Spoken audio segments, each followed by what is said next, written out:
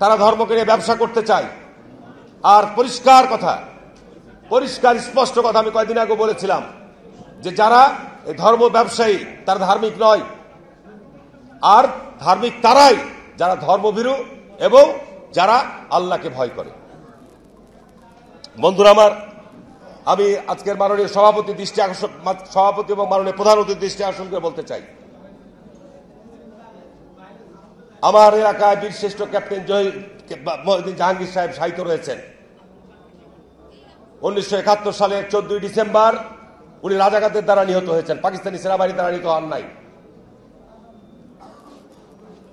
শেখ মুজিব সাধারণ ক্ষমা ঘোষণা করেছিলেন, শেখ হাসিনা এসে বিচার শুরু করেছিলেন। আজকে তারা যেভাবে আস্ফলন করে বেড়াচ্ছে, আমি মনে করি যে যুদ্ধ অপরাধীদের বিচার কন্টিনিউ করা দরকার রয়েছে।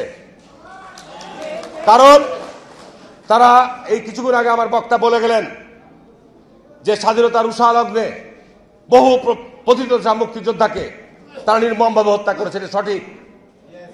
সুতরাং এদেরকে যদি আপনার এই ক্ষমা করে দেওয়া হয়, তাহলে তারা এইভাবে জাতির মধ্যে বিভ্রান্তি অনৈক্য তৈরি করে ধর্ম নিয়ে ব্যবসা করে তারা জাতির মধ্যে যে ষড়যন্ত্র চক্রান্তর বীজ বুনতে চায় সেটিকে তারা এগিয়ে নেওয়ার চেষ্টা করবে। কিন্তু আমাদের মুক্তিযোদ্ধাদের এবং মুক্তিযুদ্ধের প্রজন্মদের যুগের পর যুগ আমি মনে করি তাদের রাজনৈতিক যে হিংসাত্মক কর্মকাণ্ড, শিক্ষাঙ্গনে তারা পায়ে রগ কাটে, শিক্ষাঙ্গনে তারা যে উশৃঙ্খলতা করে। শহীদ রাষ্ট্রপতি জিয়া রহমান একজন বীর মুক্তিযোদ্ধা শুধু নয়, উনি বাংলাদেশের রণাঙ্গনে শুধু একজন যোদ্ধাই নয়, উনি বাংলাদেশকে গড়ে তোলার জন্য যে সংবিধান প্রণয়ন করেছিলেন, সকল রাজনৈতিক মত এবং পথকে উনি সমবেত করার সুযোগ দিয়েছিলেন। আজকে তাদের দোসররা বলে যে ৭২কে সংবিধানকে ফেলে দিতে হবে। যারা সৃষ্টিকে, যারা জন্মকে অস্বীকার করে, আমি মনে করি তারা বেজন্মা, তাদের জন্মের কোনো ঠিকানা নাই। সুতরাং এই বিষয়গুলো সম্পর্কে আমাদের সজাগ এবং সতর্ক থাকতে হবে।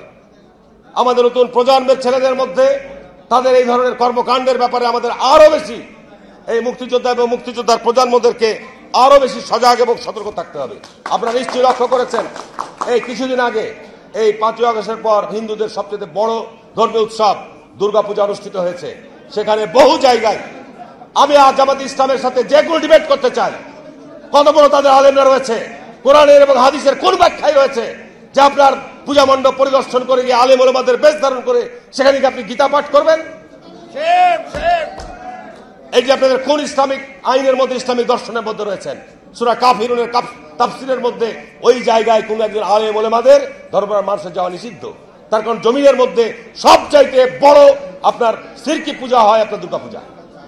সেখানে ওনারা যে আপনার ইসলামিক গজল গাইতে শুরু করছেন চিরাগে, কি ব্যবস্থা নিয়েছেন এই সমস্ত আলেমদের বিরুদ্ধে? এই সমস্ত আপনাদের তথাকথিত ভুয়া আলেমদের বিরুদ্ধে কি ব্যবস্থা গ্রহণ করেছেন? এরা এই সমস্ত কর্মকাণ্ড করে বাংলাদেশের মানুষের মধ্যে আজকে বিভ্রান্তি। যে সামনে আমরা বারবার বিএনপি বলছি যে আমাদের অতি দ্রুততম সময়ের মধ্যে নির্বাচন অনুষ্ঠিত হওয়া দরকার। দেশে একটা বিশৃঙ্খলা বিরাজ করছে, একটা স্থবিরতা বিরাজ করছে। এখানে বিএনপি ক্ষমতা আসবে না, কে ক্ষমতা আসবে? কে ক্ষমতা আসবে বাংলাদেশে যদি আজকে 6 সালে 7 সালে যদি অন 11 সরকার মধ্যে যে সুষ্ঠু নির্বাচন হতো, তখনও বিএনপি ক্ষমতা আসতো। বিএনপিকে ক্ষমতা আসতে না দেওয়ার জন্য জাতীয় আন্তর্জাতিক ষড়যন্ত্র রয়েছে। আমি মুক্তিযোদ্ধা ভাইদের অনুরোধ করব যে আমরা আছি, আপনারা নির্দেশনা দেন, নতুন প্রজন্ম, নতুন আমরা বাংলাদেশকে গড়ার জন্য নতুন দিক নির্দেশনা দেন। এই ষড়যন্ত্র দাঁত ভাঙা জবাব দেবো আমরা ইনশাল্লাহ। আমি আর বক্তব্য বাড়াবো না, আমি শুধু এটুকুই বলবো যে বাংলাদেশে এই কুলাঙ্গারদের, এই স্বাধীনতা বিরোধীদের স্থান বাংলাদেশের মাটিতে হবে না, হবে না, হবে না, হবে না। আমরা কোনো চক্রান্তকে বরদাস্ত করবো না ইনশাল্লাহ।